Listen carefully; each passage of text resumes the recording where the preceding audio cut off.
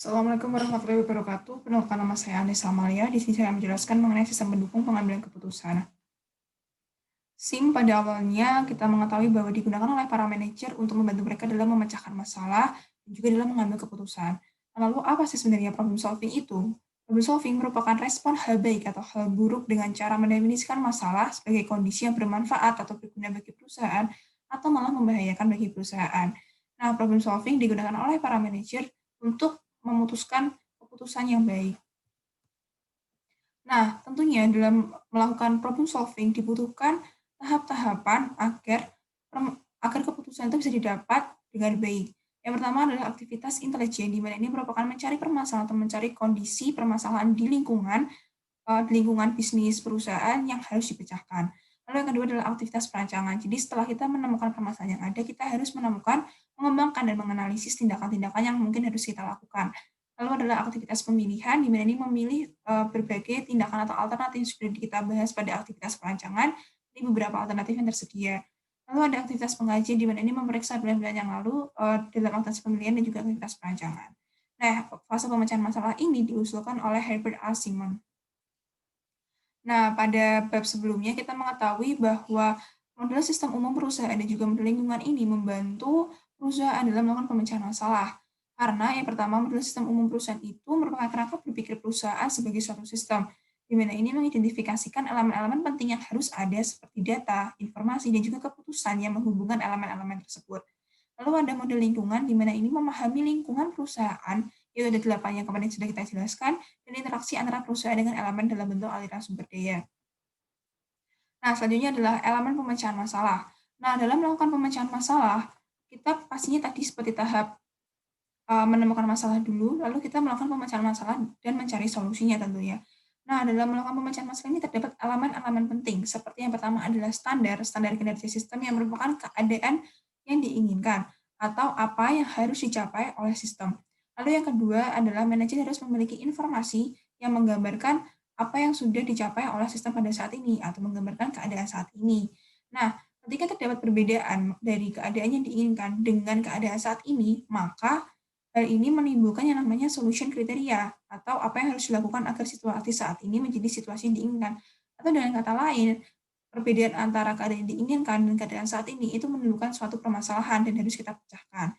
Nah, selain itu, manajer juga harus memiliki berbagai solusi alternatif yaitu yang berasal dari pengalaman mereka, data-data non-komputer dan juga intuisi mereka.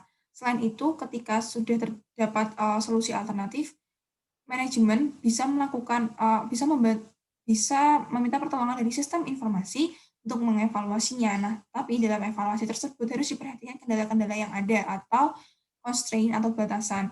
Nah, batasan ini bisa berasal dari internal juga eksternal. Nah, kalau internal itu seperti sumber daya perusahaan yang terbatas karena kita tidak memiliki SDM tersebut, uh, kita harus mencari alternatif solusi yang lain seperti itu. Lalu kalau eksternal itu tekanan dari lingkungan yang membatasi aliran sumber daya dan keluar perusahaan. Nah, lalu seperti yang kita ketahui bahwa kita tuh harus menemukan solusi yang terbaik agar sistem itu bisa mencapai tujuannya dengan baik. Nah, terdapat 3 pendekatan. Yang pertama adalah pendekatan analisis, di mana ini tuh mengevaluasi pilihan-pilihan yang ada dan menentukan dan mempertimbangkan apakah adanya konsekuensi yang baik atau memberikan manfaat bagi perusahaan dan sesuai dengan tujuan organisasi. Lalu ada pendekatan penilaian, di mana ini merupakan proses pemikiran yang dilakukan oleh manajer berdasarkan pengalaman dan juga intuisi mereka.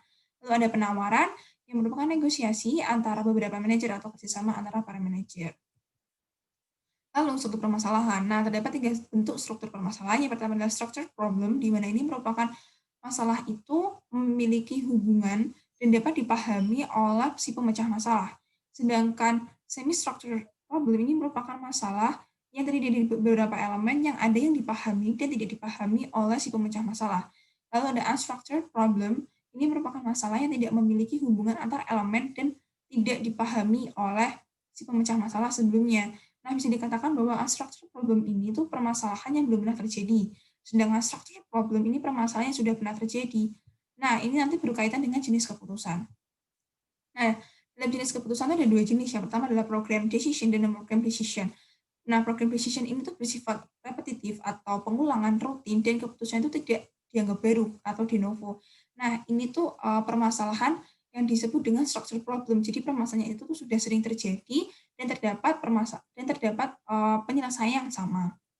Lalu ada 6 program decision di mana ini tuh baru dan juga metode yang digunakan tuh nggak pas, jadi nggak terstruktur dan penuh dengan konsekuensi. Kenapa? Karena ini merupakan a structural problem di mana nih permasalahannya itu belum pernah diketahui oleh si pemecah masalah dan ini merupakan permasalahan baru.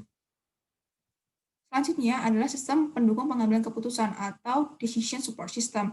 Nah, ini tuh dibentuk untuk membantu para manajer dalam memecahkan masalah dan ini merupakan kombinasi antara komputer dan para manajer agar mereka itu saling bekerja sama. Nah, sistem pendukung pengambilan keputusan ini tuh dibentuk untuk membantu pemecahan masalah semi structured problem. Nah, latar belakangnya yaitu adalah dari dua ilmuwan yang bernama Gorey dan Scott Martin yang berpikiran bahwa sistem informasi yang berfokus pada masalah tertentu dan dihadapi oleh manajer tertentu ini akan memberikan dukungan yang baik. Nah, tentunya hal ini memunculkan konsep di mana mereka mengklasifikasikan masalah ke dalam struktur permasalahan dan tingkat manajemen.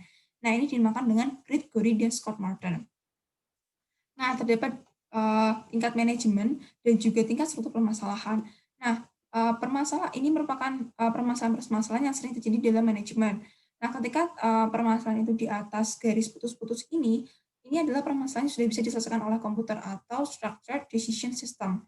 Nah, sedangkan yang permasalahan yang berada di bawah garis horizontal ini belum pernah diselesaikan atau sulit diselesaikan oleh komputer, makanya dibentuklah yang namanya decision support system, yaitu menggambarkan sistem yang dapat memberikan dukungan yang dibutuhkan. Nah, ini merupakan model DSS atau model Decision Support System, di mana dulunya itu hanya berupa software penulis laporan dan juga model matematika. Belum ada yang namanya groupware, AI, atau OLAP. Nah, model matematika ini terdapat 4 bentuk. Yang pertama adalah model fisik, di mana ini menggambarkan 3 dimensi entitas yang mencakup model skala untuk mencapai tujuan yang tidak pernah dipenuhi oleh benda sesungguhnya. Seperti desainer membuat perubahan dalam desainnya itu sebelum konstruksi sesungguhnya. Lalu ada model naratif di mana ini menggambarkan entitas dengan lisan atau tertulis. Lalu ada grafis yang menggambarkan dengan secara abstrak berupa garis, simbol atau bentuk. Lalu ada model matematis berupa rumus matematika. Nah, di sini entitas ini merupakan objek yang menjadi permasalahan. Nah, apa sih penggunaannya? Penggunaan model itu yaitu pertama memberikan pengertian untuk menjadi lebih mudah dimengerti, lalu mengomunikasikan informasi secara akurat dan tepat, dan memprediksi masa depan walaupun tidak 100% akurat, tetapi bisa membantu manajemen berdasarkan pengalaman dan intuisinya dan juga data bisa mengevaluasi output yang ada.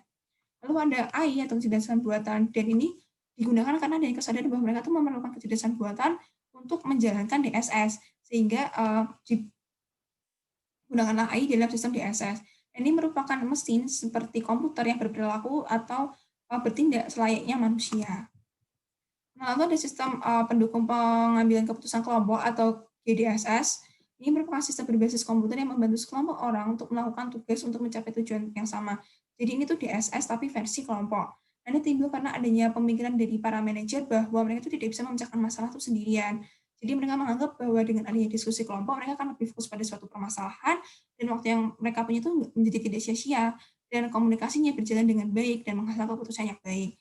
Nah, terdapat nama lain dari GDSS, yaitu yang di tabel ini, dan ini dinamakan dengan groupware. Lalu ada letak lingkungan GDSS, di mana ini merupakan cara dari GDSS dalam menyediakan lokasi kondusif dalam komunikasi. Jadi terdapat ukuran kelompok yang dibatasi dengan jarak peserta.